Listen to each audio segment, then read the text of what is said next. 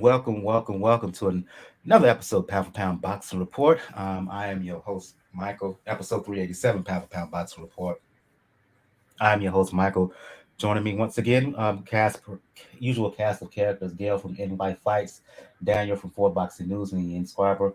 What's going on, ladies and gents? As I tell my colleagues here on the West Coast, I'm trying to keep myself from freezing because it's 50 damn degrees in San Diego. Oh dear.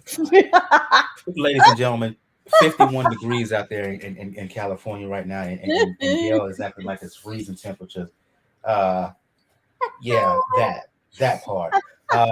For those who are new to Pound for Pound Box Report, Pound for Pound Box Report live YouTube show, podcast, blog, site, etc. The motto is when boxing is good, we will talk about it. When it's bad, we will talk about it. Bottom line is if it pertains to the sweet science, it will get discussed. If you want to find out all information about the show, you can go to the site, p4pboxingreport.com. If you wish to email us questions, suggestions, thoughts, etc., you can do so. P4pboxing at p4pboxingreport.com on the site. If you do a quick navigation, you can find links to where to find the show all over social media, the link to the YouTube channel, excuse me, as well as link to the Twitter, Facebook, Tumblr, IG page. Also find links to catch the show on all podcast platforms, all RSS feed, distribution feeds, whether it's Spotify, whether it's Google Podcasts, whether it's Apple Podcasts, Anchor, anywhere and everywhere else in between. We're just about all over the place on the podcast realm. Also links on the site where you can donate. Got Cash Me, PayPal donation link. Let donation be the best nation during this holiday season. Excuse me. If you still have some spare change on hand, we will be eternally grateful if you can contribute some coin to Pound for Pound Box Report. Doesn't matter if it's $1, $2, $5, whatever you could spare. It'll help the overall production behind the scenes. If you're checking us out on YouTube, please make sure to hit that like button, hit that subscribe button. It'll help the overall algorithms and get us closer to being monetized. And last but certainly not least, on back to the site, please make sure you hit the link to my fitness link to Beachbody On Demand. And if you're looking to get your body right during this holiday season, we all are going to be partaking in a lot of food. We did so during Thanksgiving. Want to do so for upcoming for Christmas and New Year's. If you, like I said, if you're looking to get your body right, please check out Beachbody On Demand. Keep the extra pounds off. Beachbody On Demand.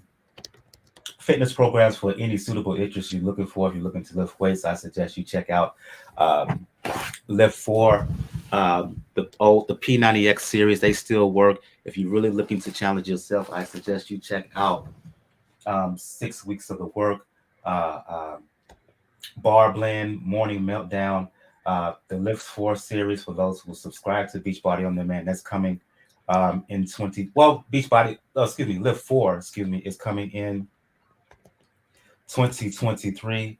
If you're looking for a boxing specific program, check out 10 Rounds, which is a program, 5 workouts per week. 3 days is devoted to boxing based cardio, 2 days is devoted to weightlifting, resistance work. I've done it a few times and I really like it. I think you'll like it too, or at the very least, take advantage of the 2-week trial on Beachbody On Demand. And that is, if you take advantage of that, for 14 days, you will get free access to any and all programs on Beachbody On Demand. Let's get things going with the show and begin the show with ladies first as always. So I'm going to you, Gail. Let's start with the fight that took place a couple of days ago in Japan. I know we are all in like a little small circle of boxing media members. I wasn't able to make it because there was a live media media conference watching of the fight we're going to talk about. Naoya in Inoue fighting Paul Butler for undisputed status at 118 pounds. Unfortunately, I wasn't able to make it. I was covering that fight for Three Kings Boxing. Please check out Three Kings Boxing, your source of pure unadulterated boxing information. Shout out to the entire Three Kings crew. The head of 3KB, 2K aka Project Boxing Talk. Bo, who you heard on the show here over the last couple of weeks, he's senior writer and head of media relations. Also, shout out to the fellow senior writer, Jarrell, aka Baku. I am a senior writer for Three Kings Boxing, and shout out to Red, who does a lot of the editing behind the scenes. Anyway, I was covering the fight for them. I believe Gail, you and Daniel are both, either one of you or both, was part of the live media watching of that fight. Took place in Japan early Tuesday morning, and in a way, he won by 11th round stoppage. The thing that was to become undisputed champion, right? The thing that annoyed me, the thing that perturbed me was the lack of initiative from Butler. It was clear from the opening round that he was in there just to survive, right? Um, he almost did it until, in a way, you could tell coming out at the 11th round, he had a different look in his eye, different bouts in his stuff. He was like, I said, enough of this. But in the interim, Inoue was trying to do any and everything, had his hands down, joking him, mocking him. At even certain points, he was even laughing and smiling at Butler, as if to say, "Are you being really serious here?" He finally got the finish. He got the stoppage. Some may criticize him for the fact the fight went so long, but my thing was, when you in there with an opponent who doesn't want to fight, and you still find a way to finish him off, you got to give credit to Inoue for that. He's undisputed champion now. A lot of people are already clamoring for a bout between Inoue and unified champion Stephen Fulton in 2023. He's moving up to junior featherweight in 2023. Recap of the fight, as well as what could be upcoming for him in the new year. You know, the under over on this fight was 2.5. And I thought, okay, that's probably pretty close. The odds at the opening bell were something like minus 8,000. So when I saw the first few rounds rolling out, I was perplexed by the whole thing because of the non-engagement, which clearly was on Butler's end. And I couldn't quite figure out what Inoue was going to do about it. So what he decided to do was put on an incredible display of skill. And a lot of fans later, complained and whined about the lack of action. Well, they're used to seeing a very compressed timeline for a Naoya Inoue fight that's full of power punching. This one was too. It was drawn out a little more. And you're right. He employed some humor. It showed he knows his boxing history too. He did the Roy Jones chicken dance in the ring. He put his hands down. He seemed to decide, I'm going to win this fight going away. Easy work. I just have to keep after him because Butler isn't doing anything. So I might as well put on a show for the fans. I don't think that hurt him at all. In the end, though, finally, he did enough damage and rolled up enough to just say, either he decided he was tired, he was bored, he thought the audience was bored, or more likely, the relentless, impressive, nonstop body work finally got to Butler. Inoue's punching power is undeniable, and the speed and variety of the punches he deploys is just phenomenal. There were multiple times during that fight that he would go upstairs, downstairs, up and down, and and end with the left hook to the liver, left upstairs. Just a phenom. I can't even think of another fighter who can deploy punches like that. You're right. Butler was in there to survive. He apparently decided that he must have bet the over, clearly, and decided that he would take his paycheck. He would go for some kind of moral victory to end up on his feet. He was denied that, and I'm glad he was. So very disappointing at that end. But Inoue's skill set and awareness in the ring generalship, absolutely undeniable. I was very impressed. I was far from bored because he'd deploy those crazy combinations, whip fast, power behind them, nimble angles, and Butler couldn't touch him. Here's what really cracked me up. And this quote was only came from Butler either today or yesterday. He said that Inoue's defense wasn't too good. Say what? Stop lying, sir. What universe do you live in? What sort of gummies did you decide to enjoy after the fight? I mean, what the hell are you saying? His defense is poor? Get out of here. So now that he has made he's accomplished it, he's made his goal. He is the 9th person to be undisputed in the 4-belt era. He is the first Asian fighter to be undisputed in the 4-belt era. And I believe he is the first Asian fighter to be undisputed ever. And he is the first bantamweight to be undisputed ever. These are history-making accomplishments. Now he will drop the belts. So we're all going to have a really good time watching everybody else scramble for them. We should get some good fights out of that. He's going to move up to bantamweight, and of course, the fight everybody is just rubbing their hands together for is Stephen Fulton.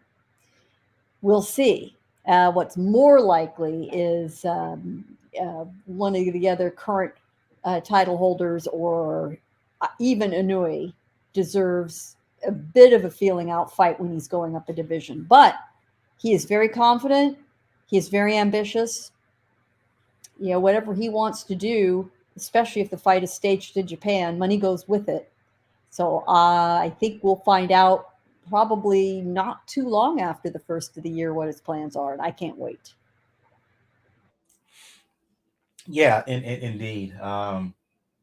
Again, he says his defense wasn't good. Do I need to create a series of video clips in which Inoue was right in his face, hands down, to your point about him doing the Roy Jones move, and Butler was throwing punches, and with his hands down, Inoue was avoiding the shots with ease.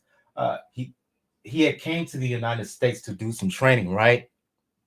To learn some new things, to adapt some new things in his style. Defense must have been one of them, because to your point, Gail, Butler, he really didn't hit this dude at all. And for him to say that his defense was not good, again, quit lying, sir. I'll go to you, Daniel. I'm almost annoyed. I'm even more annoyed now as I was covering the fight, or the fact that him and his team, he posted a picture of him and his team in the locker room afterwards. They said it was only going to go one round, as if that performance was something to brag about. Come on. I'll go to you, Daniel. If you want to add even more commentary to the fight, please, by all means. But the future, you got MJ Akhmadaliev, who's BAIBF champion. You got Fulton, who's BCBO champion. Just about everybody wants to see Inoue and Fulton. I do as well. I think it will make a fantastic fight. It's the matchup. It's one of the top 5 matchups that I want to see in 2023. And the sooner that fight can happen, the better.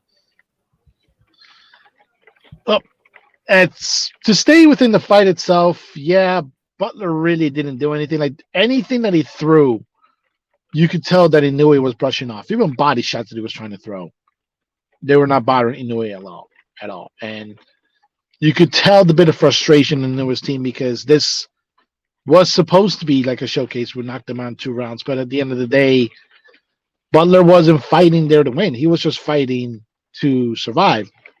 Maybe there's some bets that we have to look at when it comes to Butler Stevens, how long he can last. But this was a great show of skill by Inoue. He showed not only how skilled he is, he showed his personality. He showed that he can turn it on when he needs to finish somebody off, especially somebody that's only trying to survive. And in the end, like I said, Gail just mentioned the accolades. First undisputed bantamweight in the full belt era. First Asian undisputed. So there's a lot of accolades there. Now, when it comes to the future, like I said, it bothers me a little bit, and it has bothered me since Terence Crawford did it, that once a guy becomes undisputed, immediately move up. No, defend that title, defend those titles at least once. And this would be my dream scenario right now when it comes to Inoue and Wood Circus Phantom. Him defending those bantamweight belts against whoever would be in the mandatory, most likely somebody from the IBF. And then let Fulton and MJ fight for undisputed at 122 pounds. And then whoever comes out winner in there from that, they can face Inoue. Then it'll be undisputed versus undisputed. Then you would have a really, really good money-making fight. And that will be a fight where you don't have to always go to Japan to do it. You can sell the fight here and do it and make good money from it.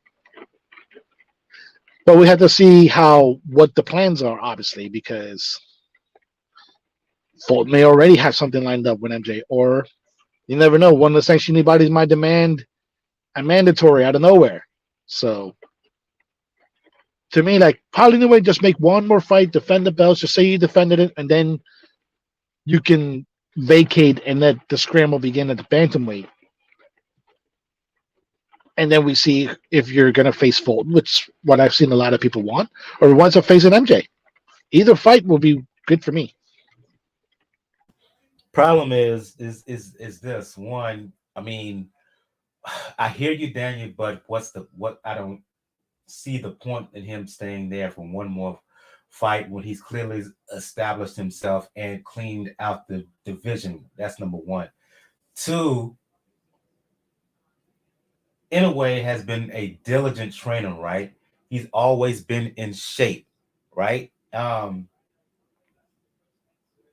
Always been considered as a guy who's taking care of himself, but the kind of unusual happened in the lead up, and that's the fact that he was overweight at the weigh-in. It was only by 0.1 pounds, but through all of his years as a champion, when have we ever heard anything about Inoue even coming close to missing weight? And yes, he did. To me, that's a sign that he is outgrowing the division. And when one of the reasons that he said he was moving up to 122 pounds was because 115 was becoming quite a chore to make. So he could do it, yeah, but could he risk himself? Could he risk weakening himself, getting back down to 118 one more time? And what the fight that people want is him and Fulton. Work to make that.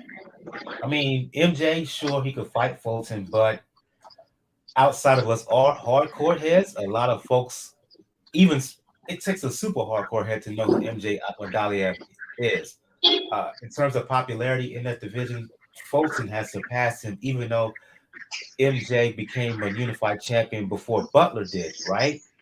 So if the people wanting to see want to see Fulton, and in a way, why not work to make it happen now?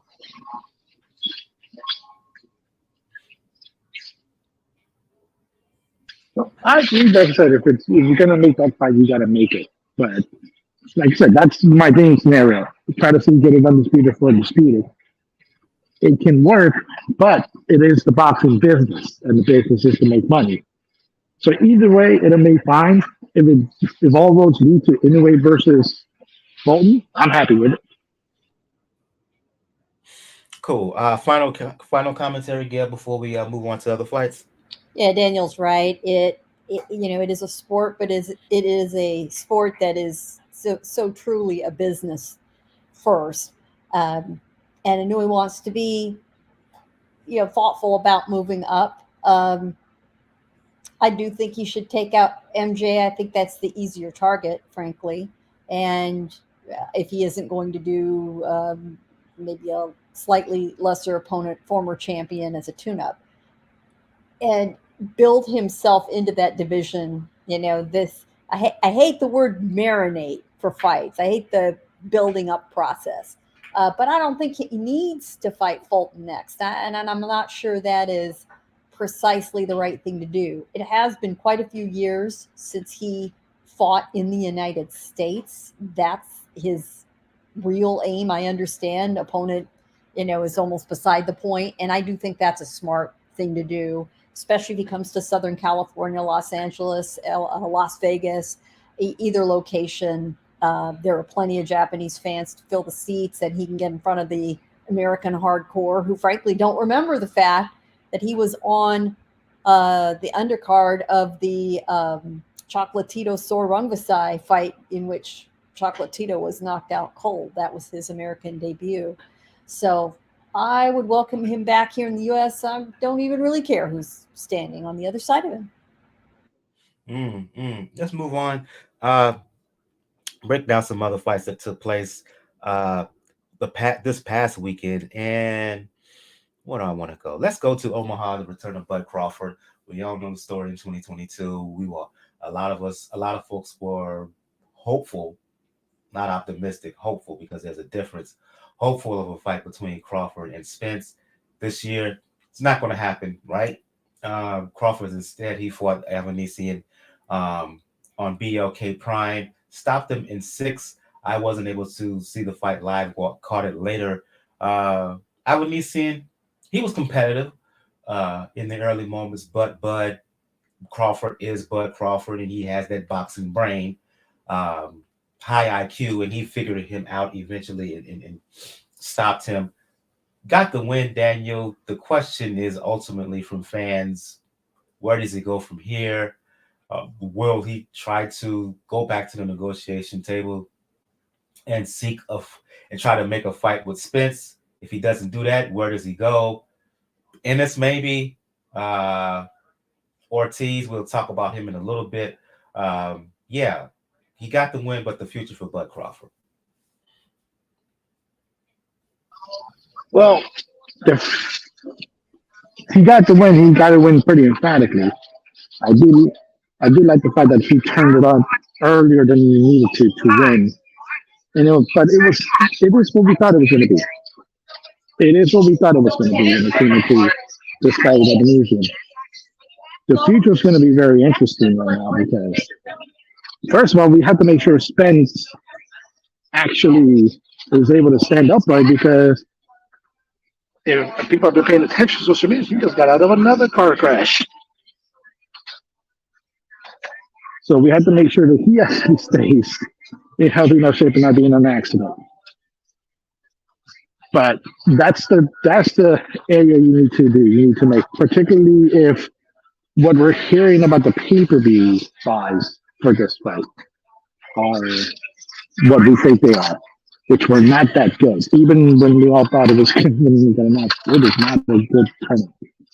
So, but they have to go into the area to do the Spence, or they not about to see with the mandatory because you never know. You never know what fight can turn out. Like I say, he's still technically a promotional free agent. So just make sure you plan accordingly, make sure you remain active. Because while this was a good showing, a good win, it didn't really do much, unfortunately, in bolstering Bud's profile in this country more than it already is.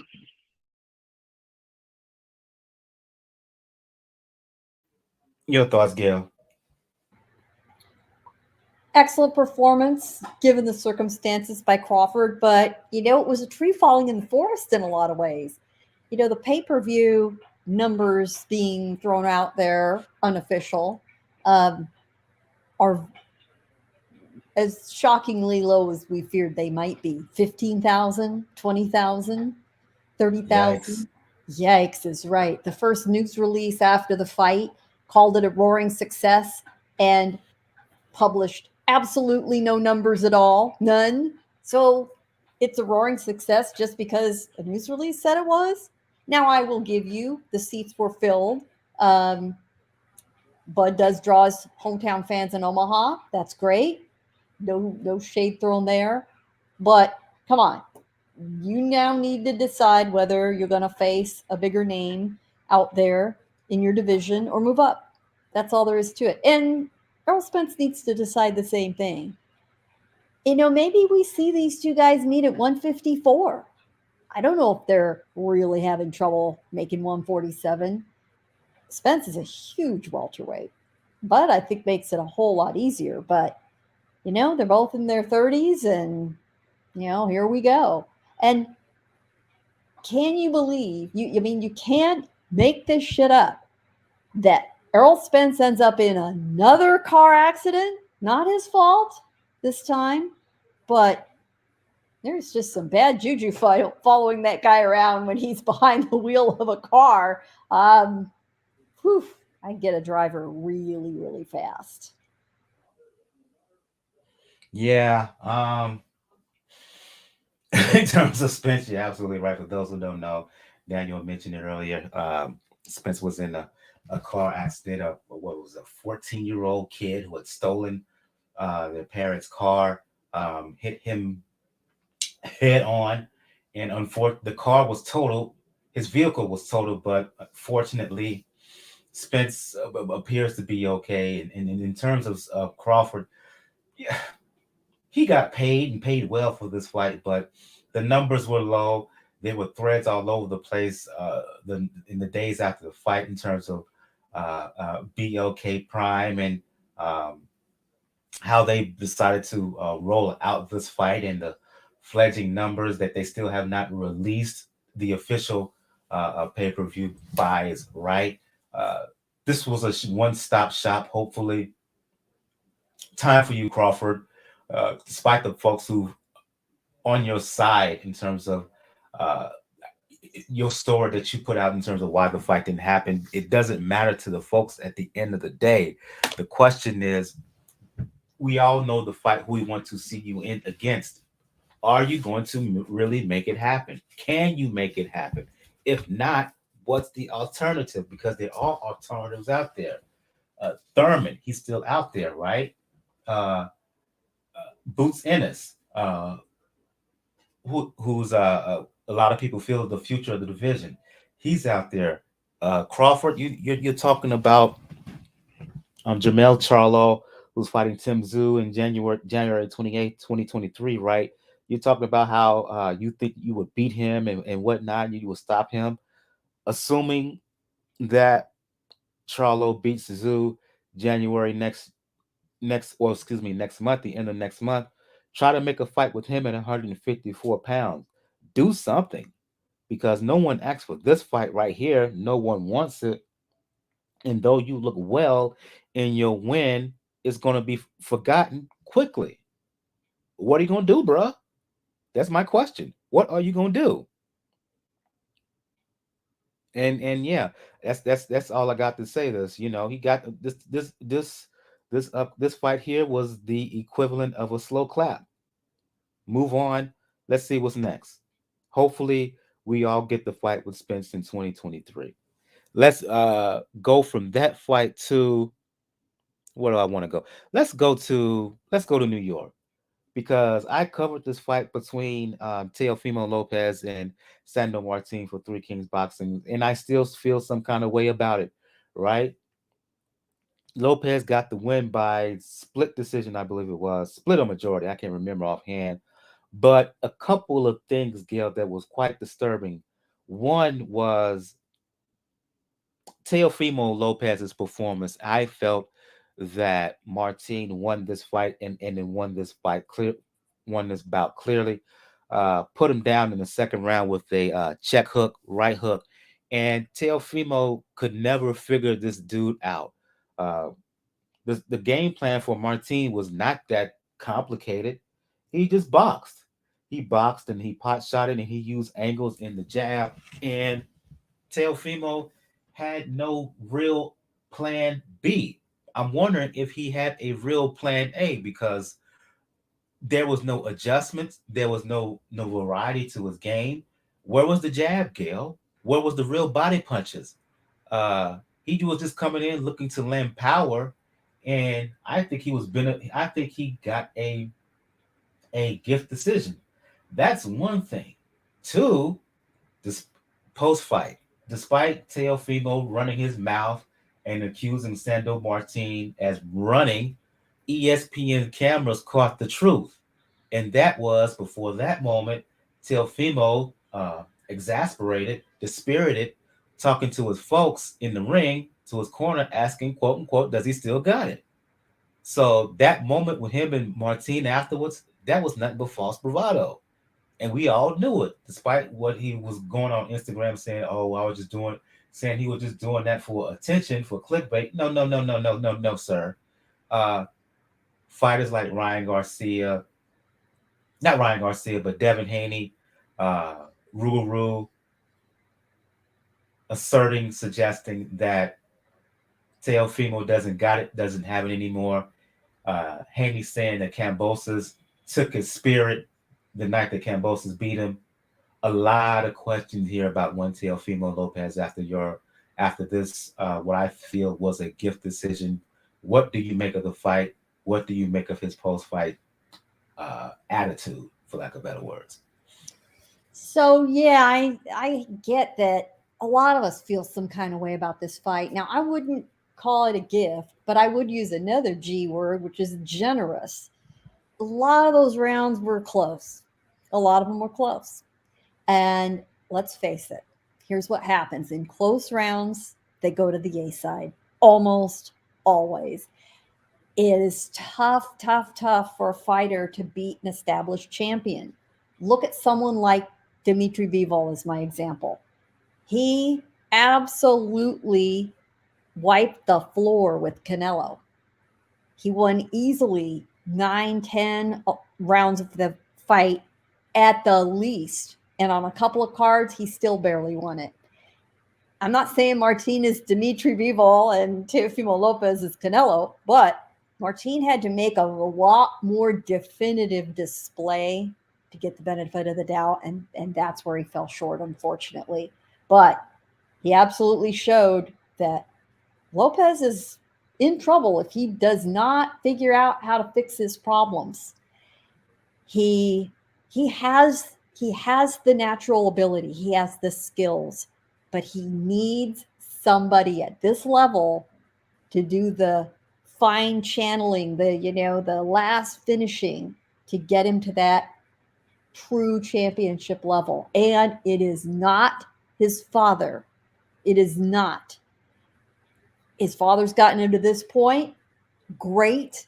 That's an accomplishment in itself. These two need to have a candid conversation, and Lopez Jr. needs to find another trainer, or at least bump his father down to a co-trainer situation, which is in theory what Virgil Ortiz Jr. has done with his father. But I recognize that there are a lot of world-class elite trainers who take one look at senior and say, I'm not coexisting with that. Ain't going to happen. But Lopez needs somebody who can take him to school, make him do his lessons, put some blinders on him, gets him away from the outer ring drama, whatever that is, regenerate the work ethic and regenerate the hunger that he seemed to have at the beginning of his career. This was not a good look. I mean, he can spin that demoralized comment that got caught on a microphone any way he wants, but boxing fans know what they heard and they know what they saw. And there are a lot of other guys in the lightweight division saying, Lopez Jr., I'll take him on. There's nothing to be worried about. If Sandor Martin could get that far with him, it's going to be interesting to see what happens. And Top Rank has really built him up into a star. They have invested a lot of time and attention with Lopez Jr. And I would not be surprised if they haven't already or plan to, after the holidays, sit him down and say, son, we got some things to discuss. And they're in a serious situation where they're seeing their investment go down the tubes, and they don't take kindly to that. They got too many fighters in their stable to move on to if Lopez Jr. isn't going to do his part. And he did not last weekend. No, he didn't, in Daniel, and no, he didn't, Gail. And I'll go to you, Daniel. The confidence it's clear to me that the confidence isn't there. Gail mentioned a change of trainer, or at least reduce Lopez Sr.'s role. Given what we see from him in the past 3 fights, let's just say the Kambosos loss, and these last 2 fights, Campa, and this fight against Martin. Can it be suggested that Lopez's win over Lomachenko was a fight out of the ordinary? Was he fighting over his head that night, and that the real Teofimo is what we've seen the last 2-3 fights? I wouldn't say that. I wouldn't jump the gun in that front. What I may see is, unfortunately, he unfortunately, in many ways, I want to say fall victim, but it's one of the things where idle hands are the devil's playground. And unfortunately, yeah, he won the lightweight titles from Loma, and unfortunately, right around the time that he did it, and before he was going to be scheduled to make that defense against Kambosos, the pandemic happened. And unfortunately, it left him, given the situations, with a lot of idle time. And that didn't help him at all, because it led, unfortunately, the other vices to creep into his life, including, unfortunately, his father, who, for all intents and purposes, yeah, is not a man who is acting like a father. He's acting like somebody he wants to be somebody's friend. And acting like a cheerleader. Yeah, which I can understand you doing that for your kids, like being supported there for your kids. At the same time, like you can't be a buddy for your kids, especially when your kid is the one that's bringing in a lot of money, when he is the actual breadwinner in the family. Now, one thing, this is probably the most optimistic I've been in a while. The one thing that's probably been helping out is the fact that he did catch him saying, "Do I still got it?" Because to me, it'd be worse if he bought into that whole bravado. If he fully believed those words that were in his head and said, "No, I'm number one. I did this. This was easy," and if he actually believed it, him saying that to his crew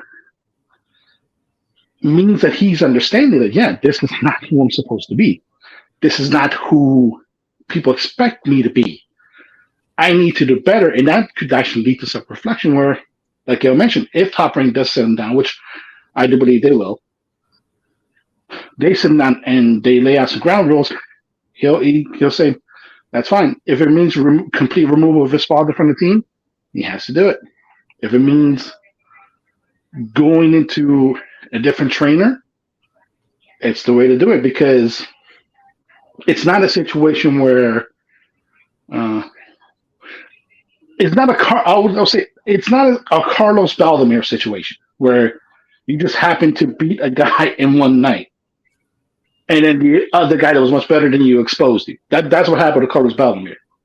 If people don't remember, he beat Zab Jude and then Floyd mopped the floor with him. To me, that's not where Teofimo is. But he does need to understand that aura that came with winning that many belts, that aura carried it, is gone.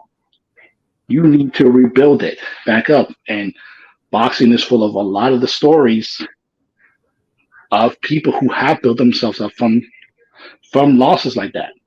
I know the Floyd era, the Floyd effect, has caused a lot of fighters to panic over the fact that they lost one fight.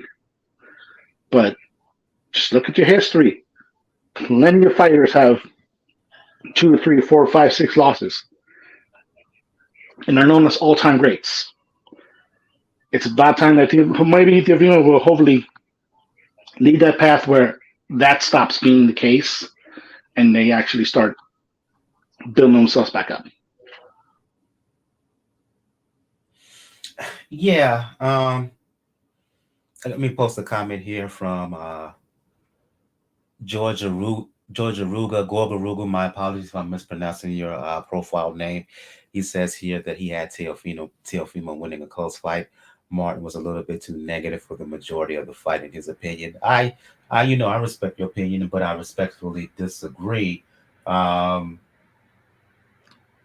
He moved a lot, right? But you have to be an effective aggressor. And for me, Lopez was not an effective aggressor. And I'll say it again.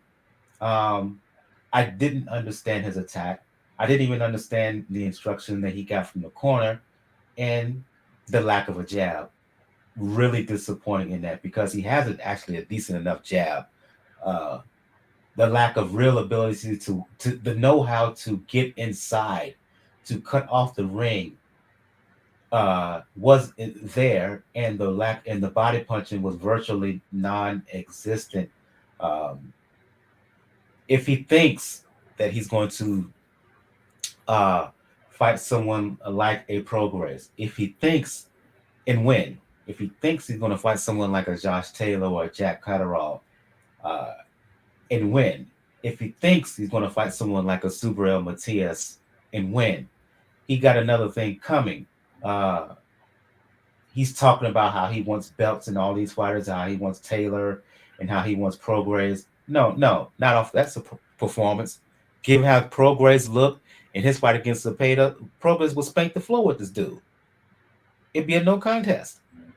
Say what you want about Josh Taylor and his fight against Catterall. He would do the same thing. Shoot, Catterall would outbox the mess out of him. Catterall would mess him up. Catterall would mess him up, and Prograis, that's a beatdown a lot of us would actually like to see. So from this point, there has to be significant improvement, and he has to have a real look in the mirror and come to Jesus meeting with himself, because that braggadocio that he loves to display in interviews, that braggadocio that he loves to display in social media. No, bruh, you got your what card pulled. ESPN made sure that in the aftermath, and everybody saw it, and everybody's going to remember it. If you're going to have those kind of doubts, at least have the sense enough to do it in the dressing room. Why are you going to do it in the middle of the ring where everybody can see it? It's not smart. And so, yeah, serious reevaluation for Teofimo.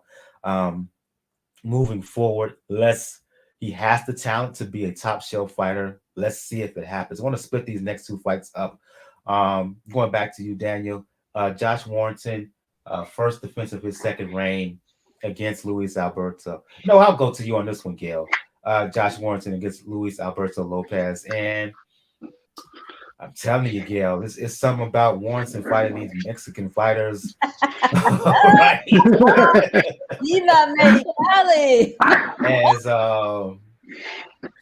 we all know the upset that he suffered at the hands of Mauricio Lara last year.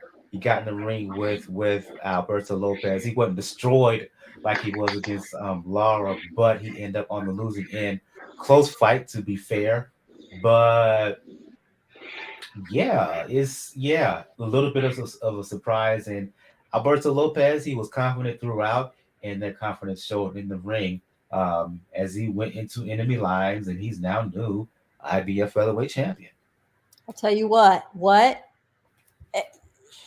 in the world was Warrington thinking, taking on another hard scrabble up from the ranks, grind it out in the gyms of Baja Mexican fighter?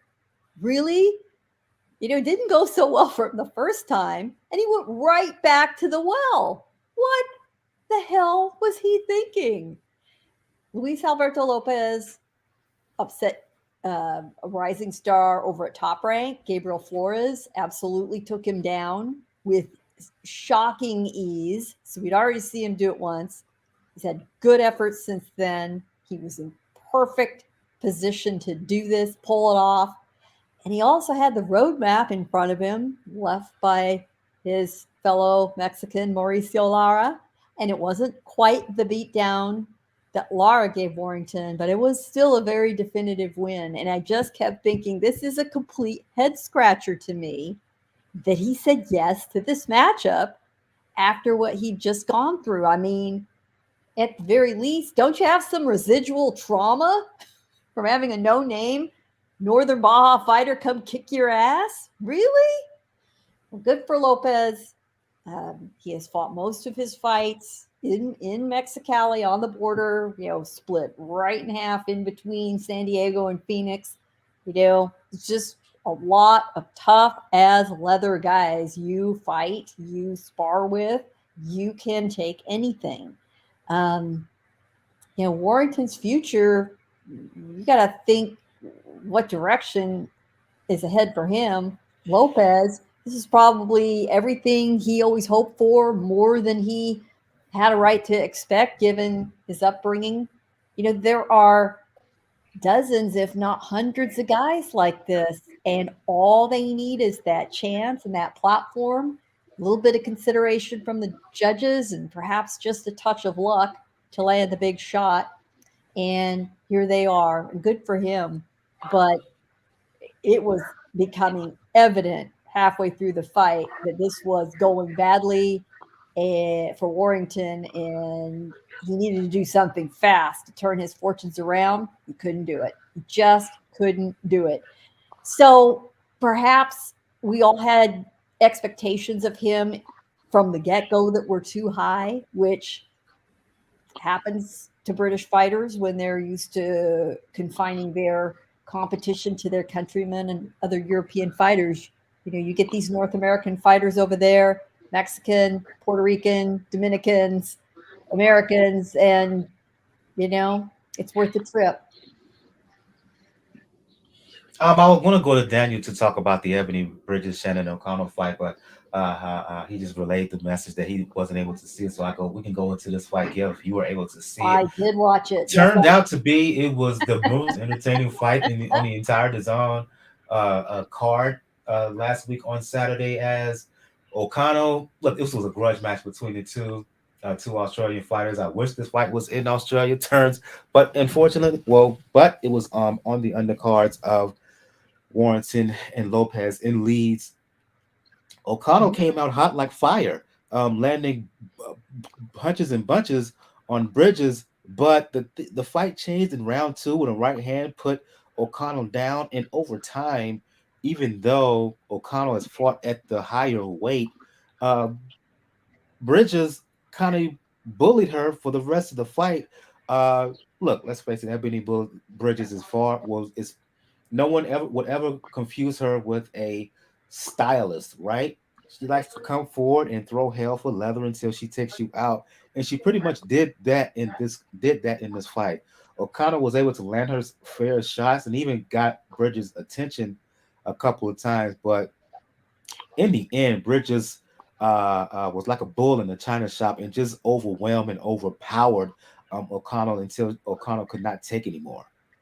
This was an all-action fight, and you're right, would have been great to have this fight in Australia. But credit to the Leeds fans. Those are great fans. They had their favorites. Plenty of their fans did make the trip and travel, so it was a nice, loud crowd that befitted this fight. All-action fight, and you're absolutely right. Bridges is not she is not displaying a high level of technical skill, but you know what? There are a hell of a lot of male fighters over the decades who've been brawlers, who've done very well for themselves, who've gotten a lot of fans, and she's right there in with them. Shannon tagged her good in the first round, but sometimes that's what it takes to really wake a fighter up and say, damn, I'm in a fight. I'm actually in this ring. I'm in a fight. I need to get down to business. And to her credit, Bridges did. Conditioning is good. She doesn't have a whole lot of finesse, but she makes it up with aggression. She works very hard in the ring. It's a damn entertaining fight. I mean, I'm waiting for somebody's hair to get pulled off or cut off. It's flying. It's unbraided. It's these girls are looking a mess. Shannon by far took the worst of it, and I get it. Everybody takes one look at Ebanie Bridges. They see her at the weigh-in barely covered in some very stylish and very skimpy lingerie, advertising her OnlyFans, channel, and OnlyFans is her sponsor on the back of her trunks. But damn, that girl gets down, gets messy. She goes for it in the ring. She takes it seriously. And if you could be both those personalities in one package, you go get it, girl. I have no criticism of that. Who knows how far she'll go, but while she's there, it's damn fun to watch, and it gave the fans a lot to cheer about. They enjoyed it thoroughly. Yeah, absolutely. Mhm. We all know this. Yeah. I have no more to add to that. You pretty much summed it up for me. Let's move on to some news here. And we just finished talking about Josh Warrington, his loss. Before the fight, one of his dream fights was to come to the United States and fight Leo Santa Cruz. Well, some news regarding Santa Cruz as he vacated the WBA featherweight title. There were many questions throughout the boxing by fans and observers and whatnot about Santa Cruz, who hasn't defended that belt for 2.5, almost 3 years. Why was he allowed to hold on to that belt to begin with? But with the news that he's vacated the WBA title, what does that mean for Santa Cruz, and what does it mean for WBA regular featherweight champion Lee Wood? Will the WBA elevate him to full-time champion? Is Santa Cruz, will he not fight at featherweight anymore? Is he moving back up to 130, 135? Have you heard anything in terms of the future of Santa Cruz and the status of the WBA and that featherweight and that 126-pound title? Well, I haven't heard anything yet about him moving up to the weight, but I've in some areas have heard about maybe the process of him just walking away altogether, because he's made good enough money. It doesn't look like he spends a lot of it, luckily, and it's evident that the best days for Leo Santa Cruz as a fighter, unfortunately, are very visibly behind him. So it could be a chance where he tries to walk away without his faculties, because we've seen what happens if he tries to move up to 130, 135. We saw what Tank did to him. And he's always been in the division where he's a little bit higher. He is in reality a bantamweight that ballooned himself up to be a featherweight and did his best work, but asking him probably to do 130, asking him to do 135 is probably too much. And it would risk a little bit too much of his health for him to do it long term. So there may be credence to some things I've heard about him walking away fully. What the WBA needs to do, though, because they've been, I think, for the past year and a half, been trying to order Santa Cruz to fight Lee Wood like at least 3 or 4 times that I remember. Might as well just elevate him to full champion, and then force the other people, then force mandatories and get some unifications going. Because credit to Lee Wood, he's been a patient man, but he should be recognized as a champion now. because he's held that belt for a long time, especially like you mentioned. So Santa Cruz hasn't defended it since the Trump administration. So you have to take that into account, and hopefully they will elevate him. I don't think there's an interim belt or like that, or third or fourth WBA version of that belt. So hopefully they'll do the right thing and elevate him. One further news story before we move on to preview what I think is a really, really intriguing fight and a great way to cap off 2022 elimination bout that's happening in the lightweight division. We're going to get full preview of that. But the other story I want to talk about is the situation involving a possible fight between Devin Haney, Gale, and Vasil Lomachenko. Last time out, we know what Haney did. Rematch win against Kambosos in a couple months ago in October. Lomachenko made his return to the ring also late October and was not impressive, let's just say, in a win. Well, there's negotiations for that fight to happen, and Haney went on social media, on Twitter, to basically have a complaint about the timing of the negotiations and when that fight is being proposed to happen.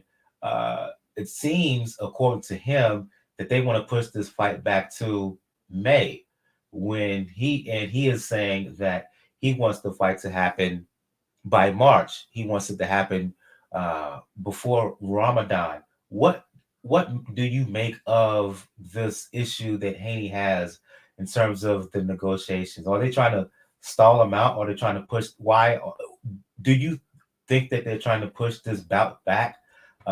Keep in mind the issue of Haney is pretty much known at this point, that 135 is not the easiest weight for him to make right now. The more they try to push it back, it would seem the tougher it would be for Haney to get down to 135 pounds.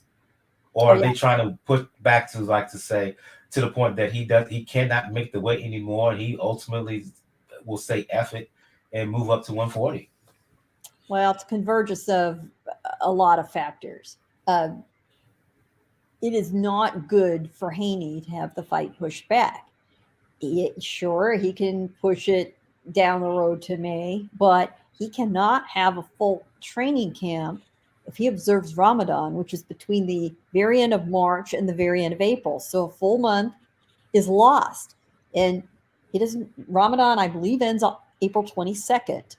So he's supposed to have a 3 or 4 week at the most camp for a fight with Lomachenko. That's unrealistic. It just is, given his religious beliefs and the timing. For those who do not know, excuse me, Gail, yes, Haney is a Muslim. Yes, and Muslims observe fasting during Ramadan. Now, there have been fighters who've trained during Ramadan. That's a real gamble. Amir Khan's done it. That's the one that comes to mind. I'm sure there are others that I'm not thinking of right now, but that is not an optimal situation, and he does not want to go into a fight that important in a non-optimal training situation. Here's Top's ranks dilemma. From what I understand, they intend to show that as a non-pay-per-view. I don't know if it's on regular ESPN or the Plus or both, but there's only so many dates that ESPN gives Top Rank on a Saturday. So they're running out of dates, and you don't want to compete with the lead up to the Super Bowl, those few weekends, practically speaking, they're out. That's too soon anyway. You got to avoid March Madness, against the calendar. It starts being a real problem figuring out where to put it on the schedule. Now, what I can't figure is, why the hell don't they pick another night of the week? I can't imagine ESPN's schedule on, say, a given Thursday, Friday, or even a Sunday night aren't available. We've watched some cards on a Friday or a Sunday, and they've done quite well. I would love to see them say, listen, let's see if we can open up some other dates on the schedule. But ESPN has to play, Haney's camp has to play, and Lomachenko has to agree. I think the fighters would agree. It's the business end of the deal, the promoter end of the deal, that becomes the problem. And got to line up all the undercard fighters. Top Rank is going to absolutely want some of their top prospects, of which they've got quite a long list. They're going to want to put all those guys on that card.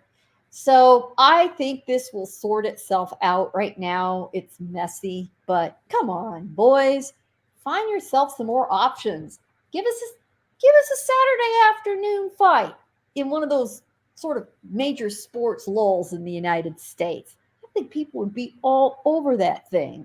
Get creative. Come on, you got to do it. Any quick thoughts on this, Daniel? Well, when I heard May, I was thinking maybe they know something about Canelo not probably being fully ready to come back in May. Maybe they'll try to take that day. But as soon as I saw Haney mention Ramadan, like, oh, I completely agree with him at that point, because you're taking away his most activity, and yeah, you fast. I think, if I'm correct, you fast during the day from sunrise to sunset during Ramadan. You can eat after sunset, but at that point your body's already tired. You've had your day, and that's a waste of a training camp for a fight like this. I guess somebody like Lomachenko, yeah, he didn't look as impressive as you expect Loma to look, but he's still Lomachenko at this stage. So March works well, and I think probably one of the things that's always fallen to, because Friday nights and Sunday nights, more than likely, because I think UFC tries to do a lot of their cards now on Sundays. Some, like, their non-major cards, they try to do those on Sundays. So now they have to compete with the UFC on that. And obviously during that timetable, like Friday, Saturday, March Madness happens a lot of times during that Friday afternoon, Saturday afternoon. So they're running into that.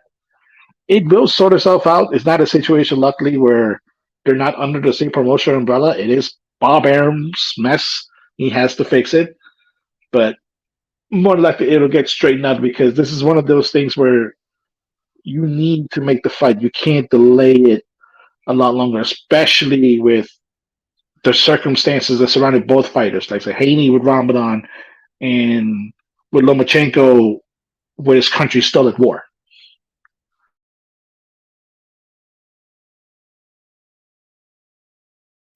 My bad, my bad. Yeah, I was on mute. But say, yeah. If I am Haney, um, being the undisputed champion that he is, um, given his situation, given what Ramadan is coming up, that yeah, I would be perturbed that those at Top Rank are trying to push this fight back. It doesn't make sense from his perspective. Um, yeah, make it as soon as possible. I will have serious questions. I will have serious issues. The fans want to see it now. Why do you should it should happen as soon as possible when both fighters are relatively healthy, while Haney can still somewhat make the weight reasonably comfortably. Uh, because if they try to push it back to April, May, or even later than that, you can't make the weight anymore. And yeah, I can see a scenario where he could get tired and move up to 140 pounds. And who wants to really see that? The fight everybody wants to see at 135 is him versus Loma, or him versus Shakur. Let's try to make those fights happen um, early. Let's try to make those fights happen in 2023. Let's move on to preview some fights here, and I want to get both of you into this one again.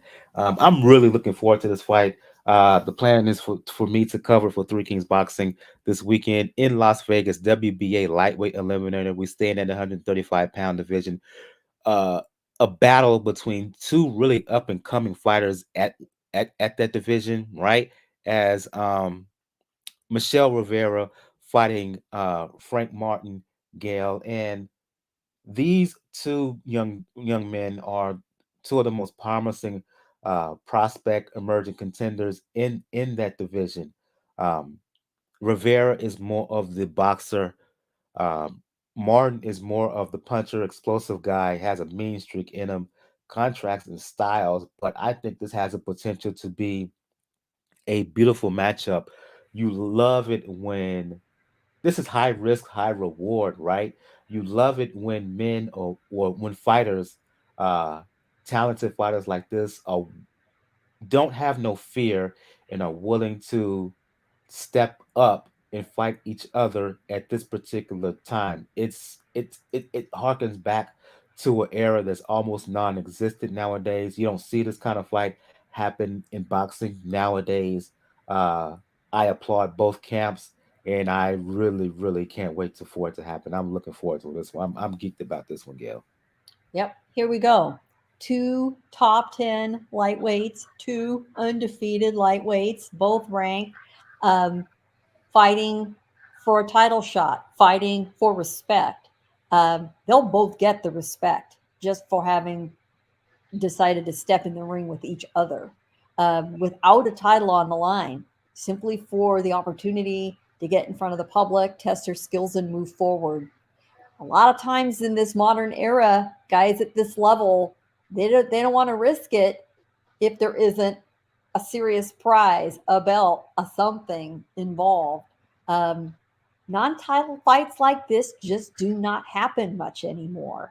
So thank God for Frank Martin. Thank God for Michel Rivera. They're gonna kind of close out the American fight calendar Saturday night. And yeah, it's a perfect matchup because they do have, as you mentioned, different skill set, but for the skills they both have, they're both very even at their proficiency level. That's what's going to be interesting. A styles make fights kind of fight. Um, it could be a crazy good non-title fight, a lot like earlier in the year, Sebastian Fundora and Erickson Lubin. We could only be so lucky to get something like that. What I hope it does is raises the profile of both the winner and the loser who goes on to still perform well, to stay in front of the public. Um, it's up to us who know something or like to think we know something about the sport of boxing to tell the rest of the fans, to tell the casual fans, to tell people, listen, if you aren't busy with the holidays, watch this fight live. If you are busy, go back and watch it later. Give these guys the respect and the attention and the eyeballs they deserve. And if we do that, we'll get more of these fights. That's really where it comes down to us doing our job to make sure the fight gets attention, gets viewers, gets amplified. That's how we get more and better fights. And that's what we're always complaining about. So folks, do your part, tell a friend, invite someone over, amplify this thing. Absolutely. Tell a friend to tell a friend. It'll Hmm. be on Showtime Saturday night. This will be the equivalent, Daniel, of a Boots Ennis and a Virgil Ortiz fighting right now in an eliminator. Um, that wouldn't happen, but though a fight between those two men wouldn't happen because money matters.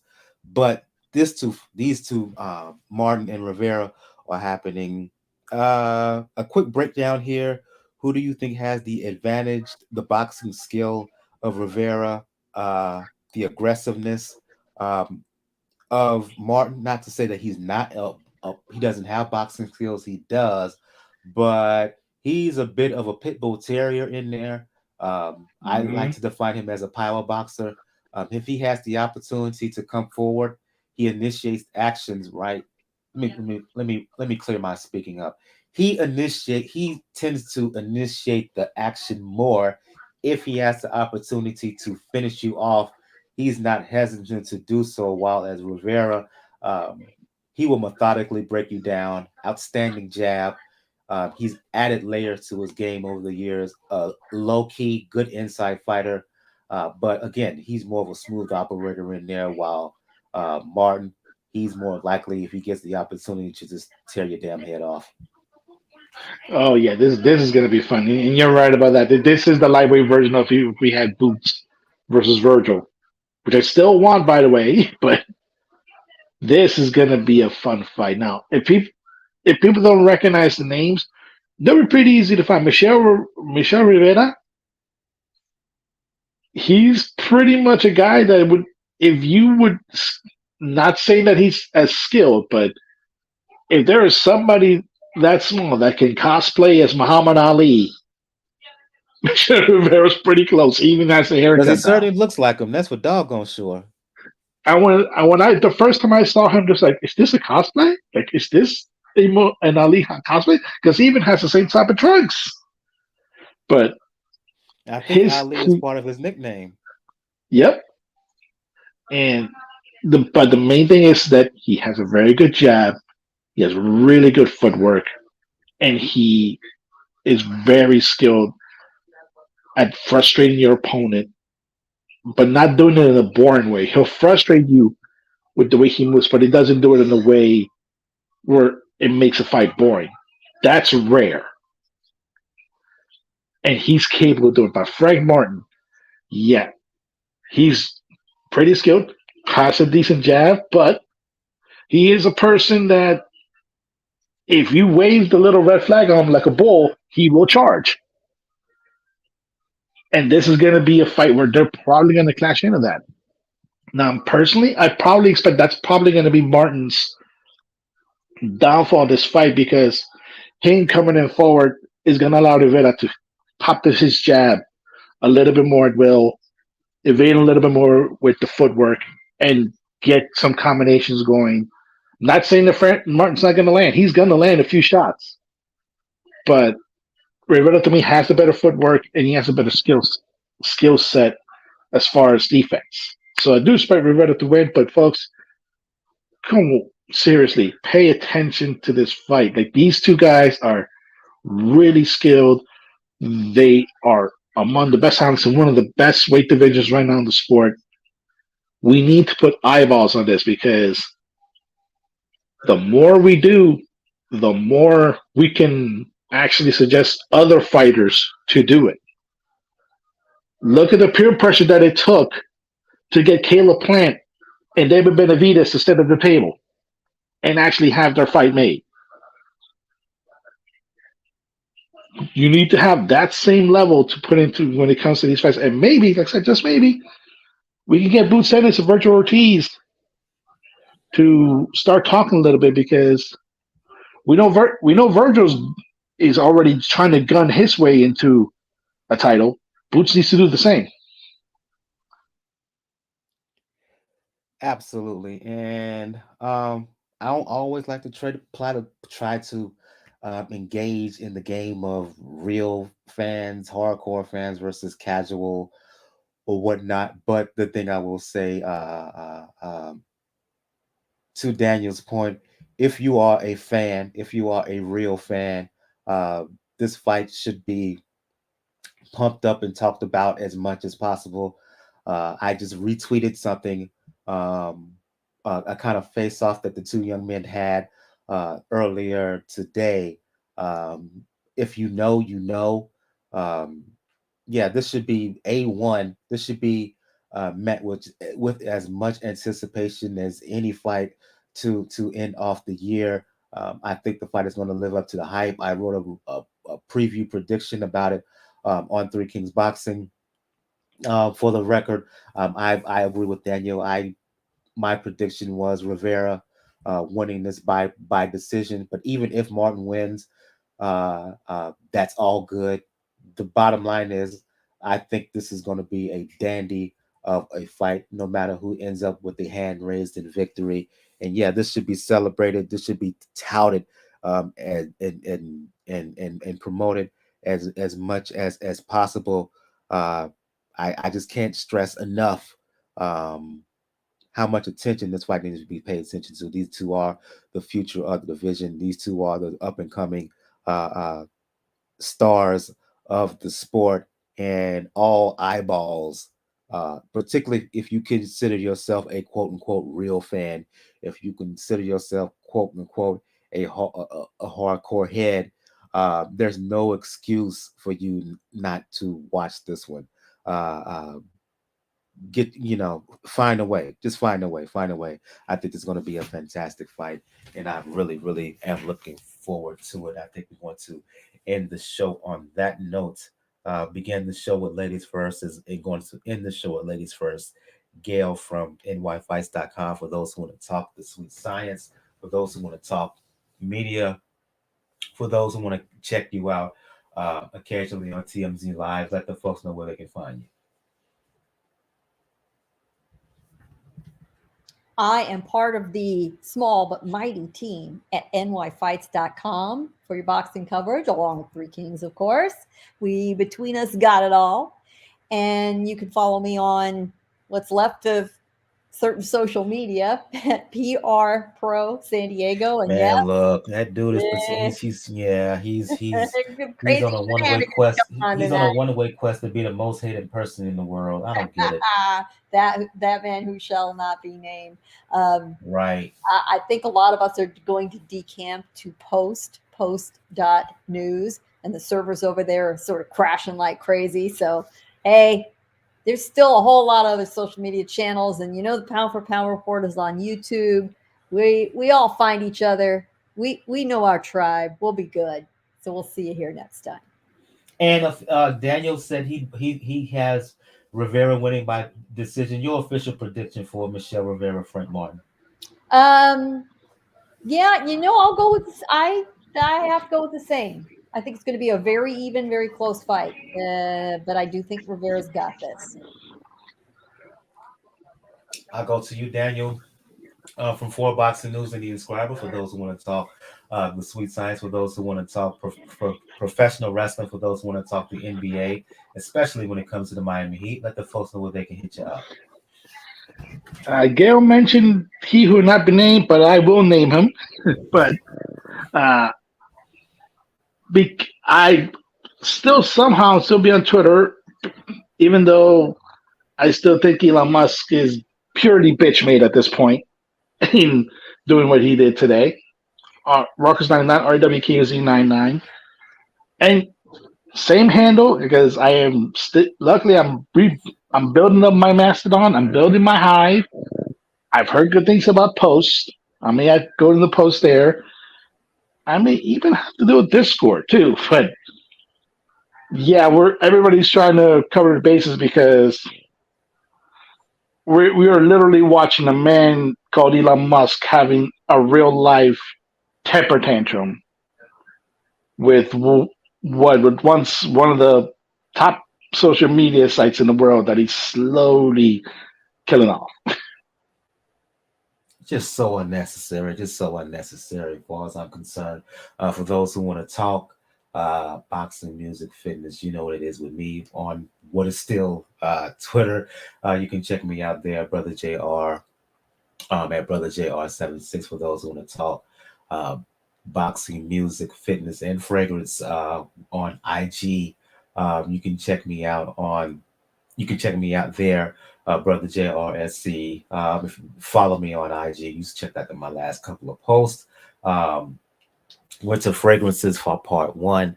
Part 2 is coming, hopefully, if not this week, next week before Christmas. As I said earlier in the show, if you want to check out any and all things regarding Pound for Pound Boxing Report, please check out the site, p4pboxingreport.com. Again, if you wish to email us with any questions, thoughts, suggestions, you can do so. p4pboxing at p4pboxingreport.com. On the site, links to where you can find us all over social media, links to the Facebook page, Twitter, IG, Tumblr page, links to the YouTube channel, as well as links to where to find the podcast all over. Find the show all over the podcast realm, where you can donate, and the link to the to Beachbody on Demand. On the next episode, we will do a recap of Rivera and Martin. Next week is going to be the week of Christmas, so it's not going to be much boxing on the ledger. So it may be just either a review of Martin and Rivera, uh, or it'll be a review of Martin and Rivera, just a brief show about news and whatnot um, next week, or we may just take the entire week off and reconvene um, on the week of New Year's Eve, where you got Kazuto Ioka fighting Josh Franco in a junior bantamweight uh, unification bout. We'll give you the update on that. So I want to thank everybody who checked us out on the live show. Shout out to again. My apologies if I mispronounced your name, Gorgaruga, for your comments on the live in terms of the live YouTube chat. This has been episode 387 of the Pound for Pound Box Report. For Gail of NYFights.com, for Daniel uh, for Boxing News and the Inscriber. I am your host, Michael. We'll see you guys next time. Y'all have a good one. Good evening. Good night.